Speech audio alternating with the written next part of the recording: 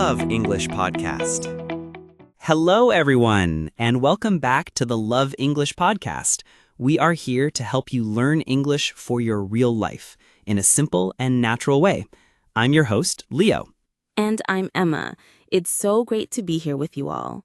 This is a safe space for you to learn, so we will always speak clearly and explain everything. Leo, you will not believe what happened to me this morning. Oh, tell me what happened. I went to my usual coffee shop and I ordered a hot latte. But when they gave me my drink, it was an iced coffee and it was cold. I was so tired and I just wanted my warm coffee. But I was too nervous to say anything, so I just took the cold drink and left. Oh, Emma, that is the perfect story to start our episode today. Our topic is how to make a complaint politely. A complaint is when you tell someone that you are unhappy or not satisfied with a product or a service. It's such a difficult and scary thing to do, especially in a new language. You don't want to be rude. You don't want to start a fight. Exactly. And that is the most important first step, the mindset. Your goal is not to fight. Your goal is to solve the problem.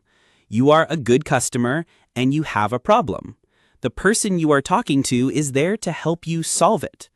Thinking this way helps you stay calm. That's a great way to think about it. Solve the problem. Don't start a fight. So, what is the next step? How do you even begin the conversation? The beginning is very important. You should always be calm and polite. You can start with a simple "excuse me." This gets their attention politely.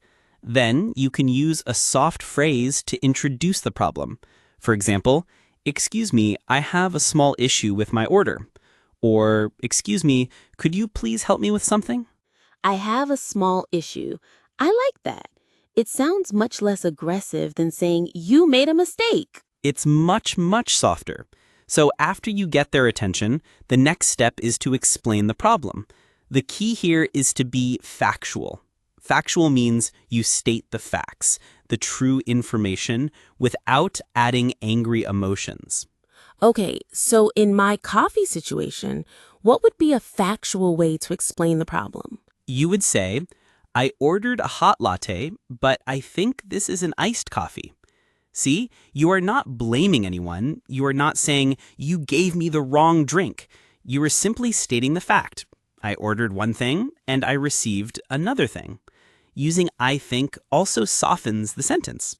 That makes so much sense. So start politely, then explain the problem with facts, not emotions.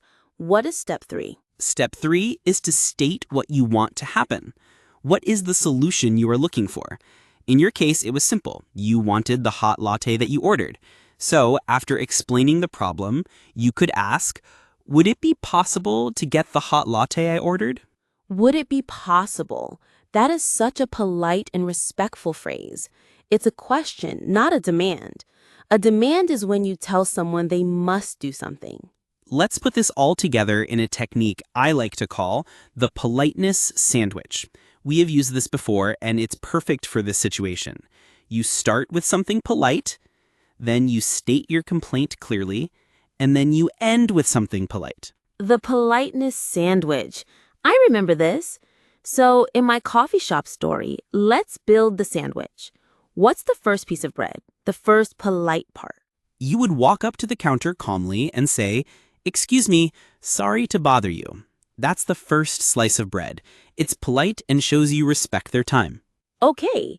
Excuse me, sorry to bother you. Now for the middle part, the complaint itself. "I think I may have received the wrong order.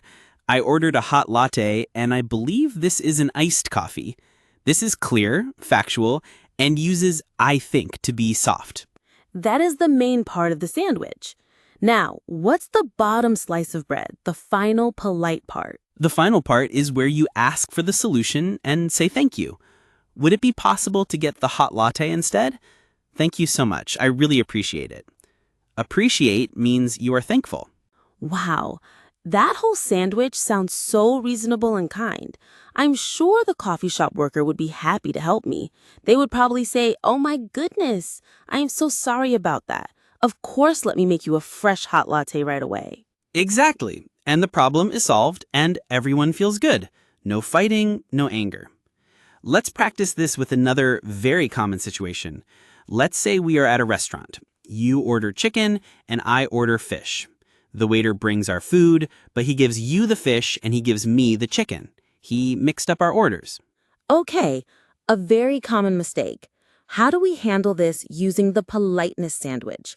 I need to get the waiter's attention first. I'll wave politely and say, "Excuse me." The waiter comes over. Is everything all right? Now what do you say? Okay, time for the sandwich. First slice of bread. It all looks wonderful. Thank you. Then the middle part, the problem. I think there might have been a small mix-up. I ordered the chicken, and Leo ordered the fish, but we received the opposite. A mix-up is a great word for a simple mistake or confusion. That's a perfect way to phrase it. And the final slice of bread? Would it be possible to switch our plates? Thank you so much for your help. And again, any good waiter would say, "I am so sorry about the mix-up. Of course, let me fix that for you right away." And the problem is solved politely. This framework is so helpful, but what about a different situation? What if it's not a simple mix-up? What if you buy a product from a store, like a pair of headphones, and you take it home and it's broken? It doesn't work. A great question. This is a different type of complaint. The first thing you need is your receipt. The receipt is the piece of paper they give you that shows you paid for the item. You will need this. Okay, so I have my broken headphones and my receipt. I go back to the store. I find a worker or go to the customer service desk. How do I start? You start in the same calm, polite way.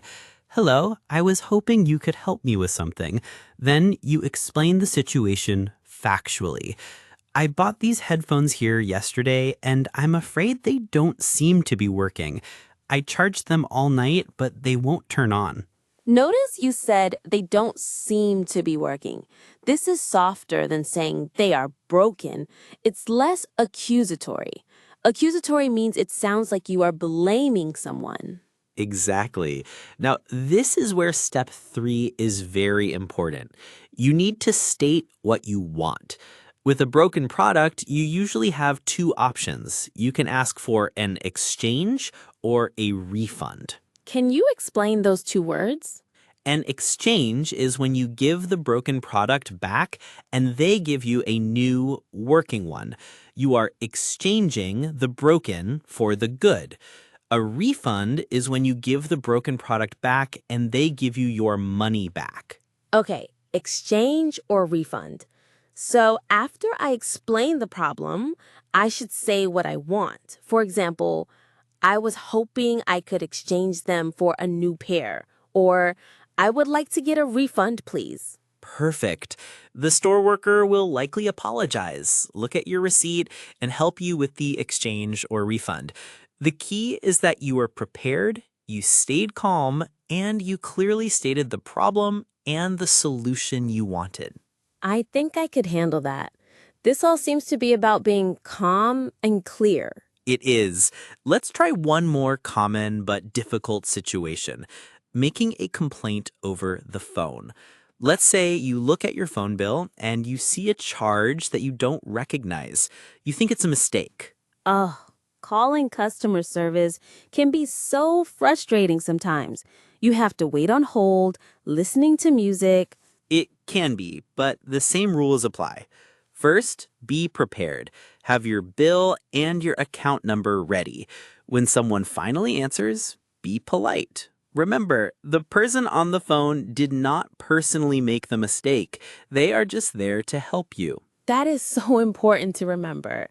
So they answer and say, "Hello, thank you for calling. How can I help you?" What do I say? You introduce yourself and your reason for calling. "Hello, my name is Emma. I'm calling about a possible error on my latest bill. I have my account number here if you need it." A possible error. Again, that's very soft language. I'm not saying you overcharged me. Precisely. The customer service agent will then ask for your details. After that, you explain the problem factually. I'm looking at my bill from October, and I see a $5 charge for a premium service. I don't remember adding this service, and I'm not sure what it is. Could you please explain it to me? So I'm asking for information first. This is a very non-confrontational way to handle it. Non-confrontational means you are avoiding a direct argument. Yes. They will then explain the charge. If it is indeed a mistake, they will usually offer to remove it. If they don't, you can then politely ask for the solution. Thank you for explaining that. Since I did not sign up for that service, I would like to have the charge removed from my bill, please. This gives me a clear script for a very difficult situation. The main lesson is always to stay calm and be polite, even if you feel frustrated. Exactly. Anger almost never helps you solve the problem. Politeness and clarity do. Let's do one final recap for our listeners. What are the key takeaways from today's episode? I think the biggest one is the mindset. Your goal is to solve the problem, not win a fight. The second is the politeness sandwich technique. Start with something nice, state the problem factually and calmly in the middle, and end with the polite request or a thank you. And remember the key vocabulary. For a problem, you can say there's a small issue or a little mix-up. For a broken product, you can ask for an exchange or a refund. And when you state the problem, use soft phrases like I think or it seems. And finally, always remember that the person helping you is a human being. A little kindness goes a long way. Perfectly summarized. This is a skill that takes practice, so don't be afraid to use it. Start with small problems, like my coffee situation, to build your confidence. That's a great idea. Thank you all for joining us for this very important episode of the Love English podcast. We hope you feel more prepared to handle life's little problems. We'll talk to you in the next one. Bye, everyone. Thanks for listening to Love English Podcast. Remember, every minute you spend learning English is an investment in your future. Keep learning and see you in the next episode.